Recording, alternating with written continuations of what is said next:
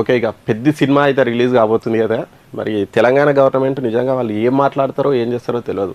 అసలు మేము టికెట్ల రేట్లు పెంచాం, ఇక కథం, ఇక ఇప్పటి నుంచి ఎవరు ఉన్న రేట్లతోనే వేసుకోవాలి అది ఇది అన్నారు కదా. ఇక వాళ్ళ మాట వాళ్ళే తప్పుతూ ఉంటారు. గతంలో కూడా చూసినాం చాలా సినిమాలకు మేము రేట్లు పెంచామని మళ్ళీ ప్రీమియర్ షోలకు పర్మిషన్ ఇవ్వడము, టికెట్ల రేట్లు పెంచడం చేశారు. మరి ఇప్పుడు పెద్ద సినిమాకు కూడా టికెట్ల రేట్లు పెంచిరంట. ఇక సింగిల్ స్క్రీన్ లో 100 రూపాయలంట, మల్టీప్లెక్స్ లో 125 రూపాయలు పెంచుకునేందుకు ఉత్తర్వులు జారీ చేసిందట. 10 రోజులు అంట, చూడండి 10 రోజుల వరకు ధరల పెంపుకు పర్మిషన్ అంట. ఇక 3వ తేదీ ప్రీమియర్ షో టికెట్ల ధరలు 600 వరకు పెంచుకోవచ్చంట. ఈతో అసలు నిజంగా ఈ సినిమాలు అడగోలు బడ్జెట్తో ఎందుకు తీస్తారో, అది తీసి జనం మెత్తలు ఎందుకు కురుతారో అర్థం కాదు.